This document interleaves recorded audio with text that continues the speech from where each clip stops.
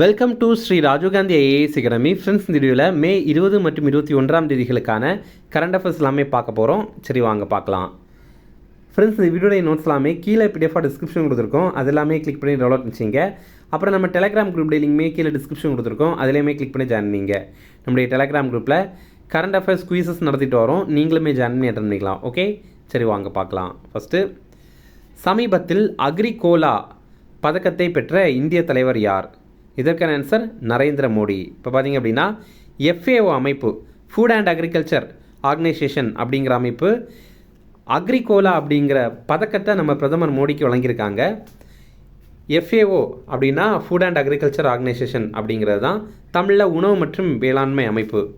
இந்த அமைப்பு இத்தாலியுடைய தலைநகரான ரோமில் இதோடைய தலைநகர் இருக்குது. 1945 ஆண்டு இந்த அமைப்பை உருவாக்கியிருந்தாங்க. இந்த விருதை யாருக்கு பொதுவாக வழங்குறாங்க அப்படின்னா, விவசாயத்தில் மாற்றம், அப்புறம் உணவு பாதுகாப்பு, நிலையான விவசாயம் மற்றும் ஊரக வளர்ச்சிக்கு யாரெல்லாம் பங்காற்றுறாங்களோ அவங்களுக்கு வழங்குறாங்க. நம்ம பிரதமர் மோடியுமே இந்தந்த துறைகளுக்கெல்லாம் பங்காற்றுறாங்க. அதனால் அவருக்கு இதை வழங்கியிருக்காங்க.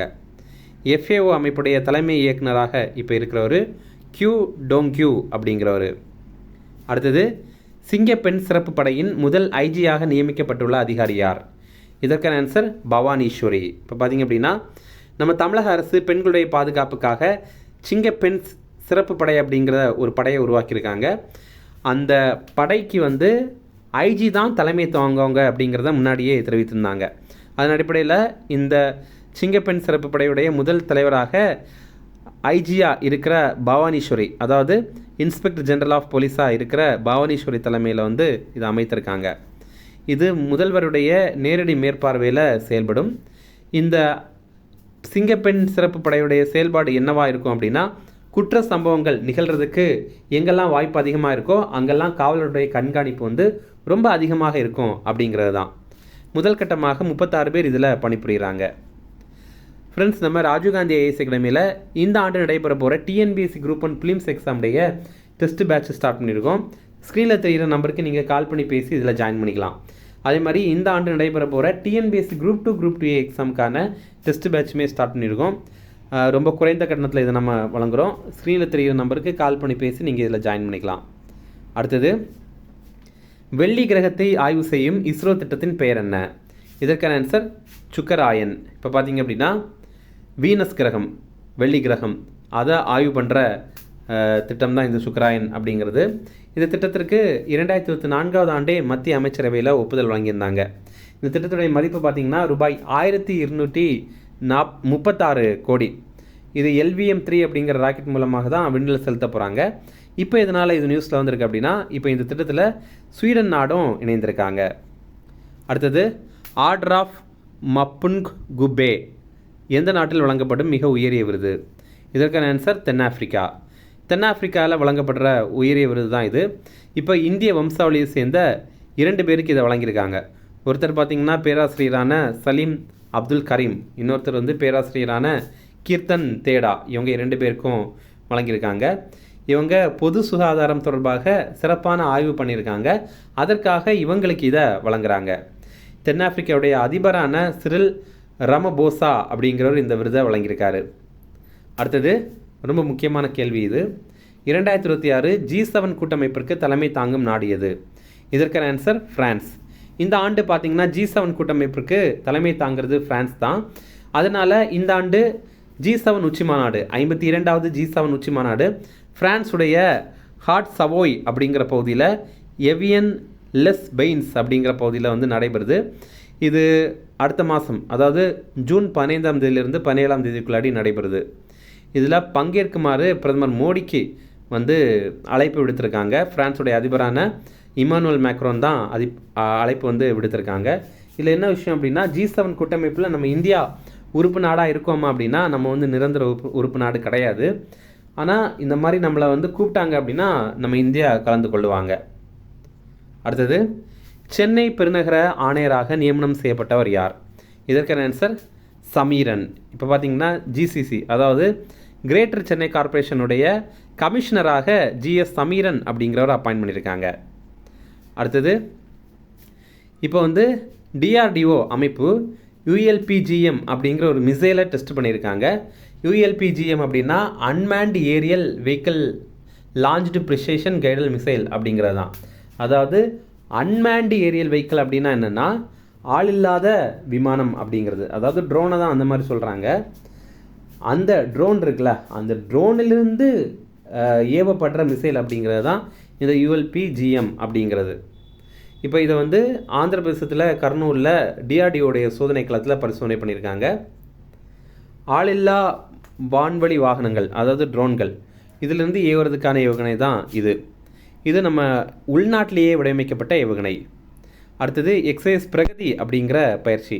பிரகதிக்கு ஒரு விரிவாக்கம் இருக்குது. என்ன அப்படின்னா partnership of regional armies for growth and transformation இந்த இந்தியன் ஓஷன் ரீஜன் அப்படிங்கிறது தான். இது என்ன அப்படின்னா இது ஒரு பன்னாட்டு போர் பயிற்சி. இந்தியாவோட இந்த பயிற்சியில் 12 நாடுகள் பங்கேற்கிறாங்க. இது ஒரு இராணுவ பயிற்சி. இது வந்து மேகாலயாவில் உம்ரோய் அப்படிங்கிற பகுதியில் வந்து நடைபெறுது. அடுத்தது ஆபத்தான தெருநாய்களை கருணை கொலை செய்கிறதுக்காக உச்சநீதிமன்றம் அனுமதி வழங்கியிருக்காங்க. எந்த மாதிரிப்பட்ட நாய்கள் அப்படின்னா வெறி நாய்கள், அதே மாதிரி குணப்படுத்த முடியாத அளவுக்கு நோய்க்கு பாதிப்புக்குள்ளான நாய்கள், அதே மாதிரி ஆபத்தான தெருநாய்கள், இதெல்லாம் கருணை கொலை பண்ணலாம் அப்படின்ற மாதிரி உச்சநீதிமன்றம் முதல் முறையாக அனுமதி வழங்கியிருக்காங்க.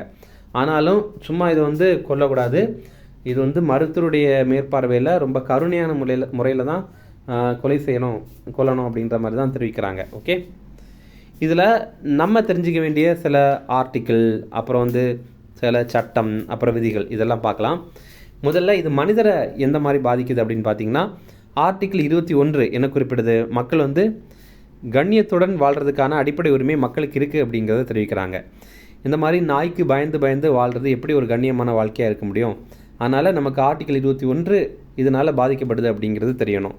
இரண்டாவதாக விலங்குகளுக்கு ஆதரவான சட்டம் எது அப்படின்னா விலங்குகளுக்கு எதிரான கொடுமைகளை தடுத்தல் சட்டம் 1960 அப்படிங்கிற ஒரு சட்டமே இருக்குது. அடுத்தது விலங்குகள் பிறப்பு கட்டுப்பாட்டு விதிகள் 2023 ஆண்டு கொண்டு வந்திருந்தாங்க. அடுத்து முக்கிய தினங்கள், உலக தேனீ தினம், இது வந்து மே 20 வேர்ல்டு பீ டே. இந்த ஆண்டுக்கான கருப்பொருள் மக்களுக்காகவும் பூமிக்காகவும் ஒன்றிணைவோம், நம்மை வாழ வைக்கும் ஒரு கூட்டணி அப்படிங்கிறது தான். எதனால் நம்ம வந்து மே 20 உலக தேனீ தினமாக கடைபிடிக்கிறோம் அப்படின்னா ஸ்லோவேனியா நாட்டில் நவீன தேனீக்கள் வளர்ப்பு முறைகளுடைய முன்னோடியாக இருந்த அண்டோன் ஜன்கா அவருடைய பிறந்த தினம் தான் மே 20 நிர்விஷன் பார்க்கலாம். சமீபத்தில் அக்ரிகோலா பதக்கத்தை பெற்ற இந்திய தலைவர் யார்? இதற்கான ஆன்சர் நரேந்திர மோடி. அடுத்தது சிங்கப்பெண் சிறப்பு படையின் முதல் ஐஜியாக நியமிக்கப்பட்டுள்ள அதிகாரி யார்? இதற்கான ஆன்சர் பவனீஸ்வரி. அடுத்தது வெள்ளி கிரகத்தை ஆய்வு செய்யும் இஸ்ரோ திட்டத்தின் பெயர் என்ன? இதற்கான ஆன்சர் சுக்கராயன். அடுத்தது ஆர்டர் ஆஃப் மப்புன்குப்வே எந்த நாட்டில் வழங்கப்படும் மிக உயரிய விருது? இதற்கான ஆன்சர் தென்னாப்பிரிக்கா. அடுத்தது 2026 G7 கூட்டமைப்பிற்கு தலைமை தாங்கும் நாடு எது? இதற்கான ஆன்சர் பிரான்ஸ்.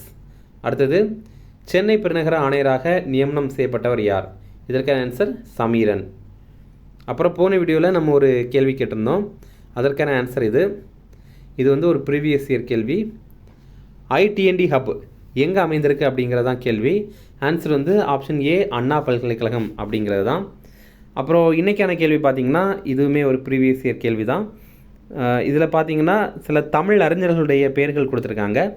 நம்ம கால வரிசைப்படி வரிசைப்படுத்தணும், கால முறைப்படி அவங்கள வரிசைப்படுத்தணும், யார் முதல்ல வந்தாங்க அப்படிங்கிறது. இதில் யாருடைய பெயர்கள்லாம் கொடுத்துருக்காங்க அப்படின்னா மாயூரம் வேதநாயகம் பிள்ளை, அப்புறம் வந்து வேதநாயக சாஸ்திரியார், அப்புறம் வந்து தஞ்சை ஆபிரகாம் பண்டிதர், அப்புறம் HA கிருஷ்ணபிள்ளை. இது தமிழில் சில ஸ்பெல்லிங் மிஸ்டேக் இருக்குது, நீங்கள் இங்கிலீஷ் பார்த்து வச்சிங்க. ஓகேவா?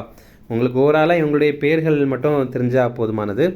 நீங்கள் வந்து யார் முதல்ல வந்திருப்பாங்க அப்படின்னு நீங்கள் நினைக்கிறீங்களோ அதை கூட உங்களுக்கு தெரியலைன்னா நீங்கள் கெஸ் பண்ணியே ஆன்சர் பண்ணலாம். இது நீங்கள் தப்பாக ஆன்சர் பண்ணுறதுனால ஒன்றும் ஆக போகிறதில்ல. நம்ம அடுத்த வீடியோவில் கரெக்டாக வந்து படிக்க போகிறோம். ஓகேவா? அதனால் கண்டிப்பாக இது எல்லாருமே அட்டன் பண்ணுங்கள், உங்களுக்கு ஒரு எக்ஸ்பீரியன்ஸாக இருக்கும். ஓகே, அவ்வளோதான் ஃப்ரெண்ட்ஸ். இந்த வீடியோ பிடிச்சா கண்டிப்பாக லைக் பண்ணுங்கள், நம்மளுடைய சேனலுக்கு சப்ஸ்கிரைப் பண்ணி வச்சுங்க, உங்கள் நண்பர்களுக்குமே ஷேர் பண்ணுங்கள். கண்டிப்பாக இது அவங்களுக்கும் பயனுள்ளதாக இருக்கும். Okay, thank you.